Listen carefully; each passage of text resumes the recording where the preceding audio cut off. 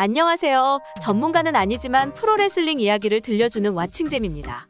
오늘은 WWE나 기타 단체로 대표되는 스포츠 엔터테인먼트뿐만 아니라 프로레슬링 경기 그 자체를 좋아한다면 꼭 봐야 하는 팬들이 흔히 미친 경기라고 부르는 경기의 최고봉인 경기들을 소개해드리겠습니다.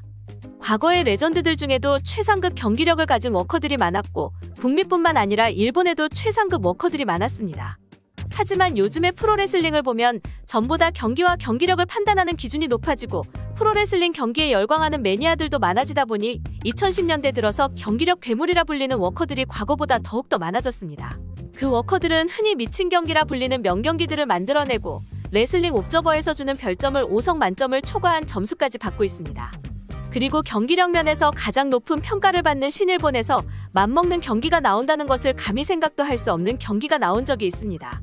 바로 케니 오메가와 오카다 카즈치카의 싱글 매치 4연전.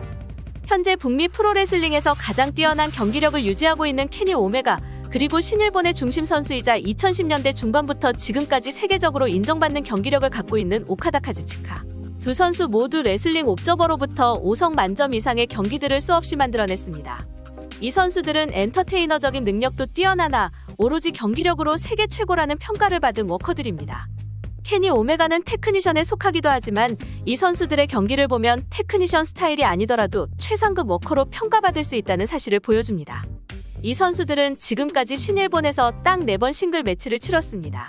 그리고 2017년 1월부터 2018년 6월까지 치른 4번의 경기에서 5성이 만점인데 4경기 평점을 모두 합하면 25.25성이라는 전무후무한 기록을 세웠습니다. 물론 레슬링 옵저버가 신일본의 점수를 후하게 준다는 사실과 과거보다 현재의 프로레슬링에 더 후한 점수를 준다는 것도 감안해야겠지만 두 선수는 과거의 레전드들도 한번 만들까 말까한 경기를 4번이나 만들어냈습니다. 지금부터 전설로 남은 4연전을 한 경기씩 다뤄보겠습니다. 2017년 1월 4일 레슬킹덤 11에서 케니 오메가가 오카다 카즈치카의 IWGP 헤비웨이트 챔피언십에 도전했습니다. 케니 오메가는 신일본의 레슬매니아라고 불리는 레슬킹덤이라는 큰 이벤트에 걸맞게 터미네이터를 패러디한 등장신을 선보입니다.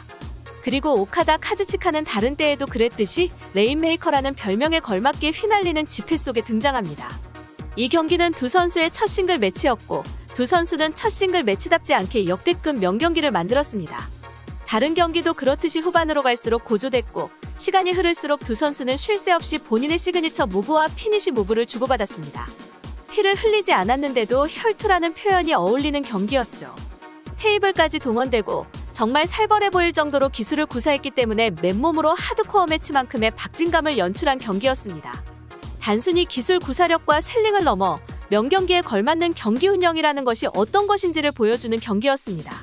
두 선수는 경기 운영이 뭔지 확실히 알고 있었기에 첫 싱글 매치인데도 호흡이 완벽히 맞았습니다.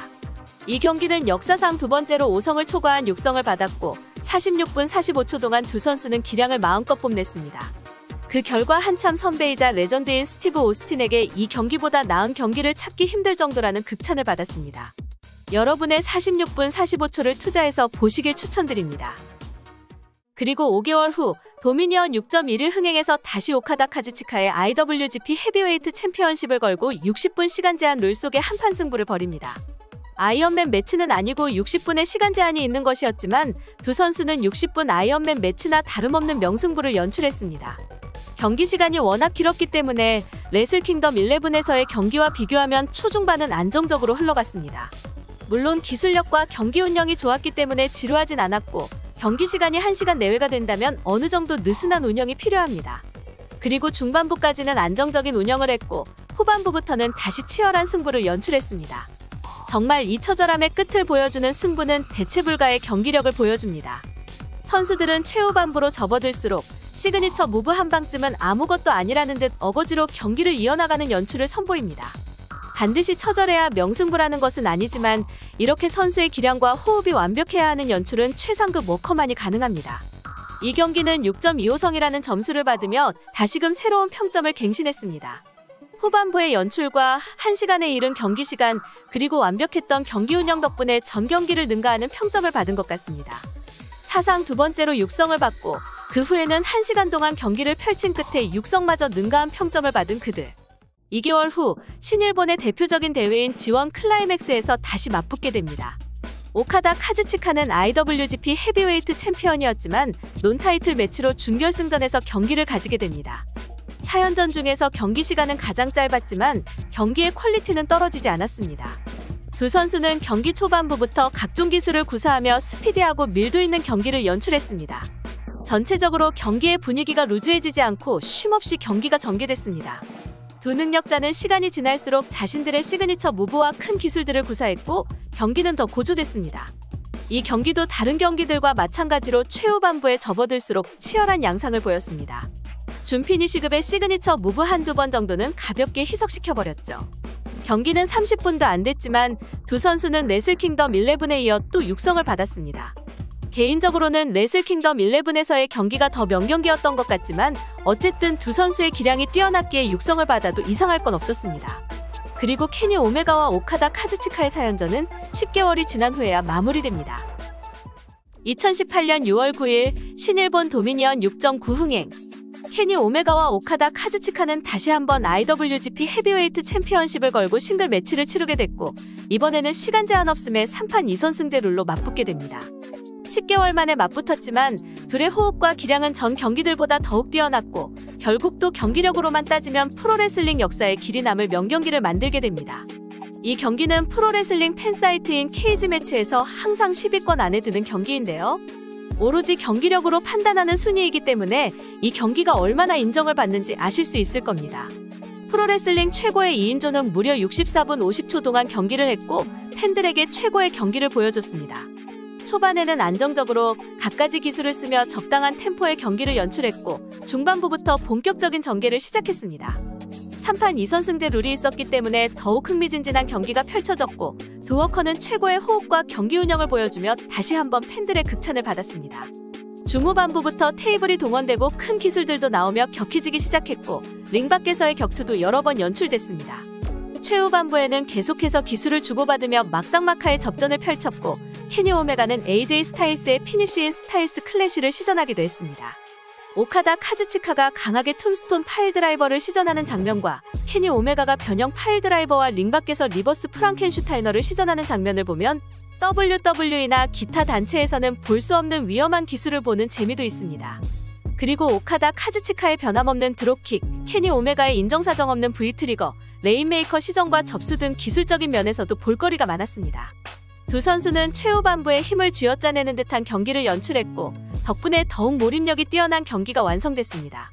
64분 50초라는 길디 긴 시간 동안 보여줄 수 있는 건 다 보여줬기에 전에 받았던 6.25성마저도 초과한 7성이라는 점수를 받았습니다. 이는 아직까지도 깨지지 않은 평점이며 철저하게 경기력으로만 매긴 점수였습니다. 팬들에게 7성짜리 명경기를 선물한 두 능력자에게 찬사를 보내며 두 사람의 싱글 매치를 다시 볼 수 있길 바랍니다.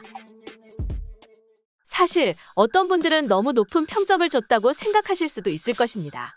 데이브 멜처는 일본 쪽에 평점을 후하게 주고 특히 신일본 쪽에는 5성 만점을 너무 많이 주는 듯한 경향도 있습니다. 실제로 5성 만점까지는 아니라고 평가받는 경기들도 있고 오늘 언급한 4연전도 사람에 따라서 평가가 다를 것입니다. 그러나 중립적으로 생각해봐도 오늘 소개한 4연전이 역사에 남을 만한 명경기라는 사실은 달라지지 않습니다. 4연전이 받은 평점의 1성을 빼더라도 전부 5성을 초과한 경기가 되며 경기력 면에서는 감탄을 불러일으킬 정도로 훌륭한 경기였습니다. 실제로 전문가가 아닌 매니아들도 레슬킹덤 11에서의 6성 경기와 도미니언 6.9에서의 7성 경기를 극찬하며 저 역시도 그 경기들보다 경기력이 더 나은 경기는 거의 없다고 봅니다. 이런 경기들을 보다 보면 과연 좋은 경기력이란 것은 어떤 것이냐는 질문도 나오게 됩니다. 저는 그저 팬들을 감탄하게 하고 경기 운영 면에서 좋은 경기를 보여주는 레슬러가 경기력이 뛰어나다고 생각합니다. 제가 바라는 건 WWE나 기타 단체로 대표되는 스포츠 엔터테인먼트뿐만 아니라 프로레슬링 경기 그 자체를 좋아하는 팬들을 위해서 미친 경기라 불리는 명경기들이 계속해서 탄생하는 것입니다. 그리고 나중에는 최상급 워커들이 많이 등장하고 또 그 선수들이 명경기를 많이 만들어서 어떤 선수의 경기를 봐야 할지 모르겠는 기분 좋은 고민을 하는 때가 오길 바랍니다. 유튜브에서 프로레슬링을 다룰 때면 보통 세계 최고의 프로레슬링 단체인 WWE에 대하여 다룰 때가 많습니다.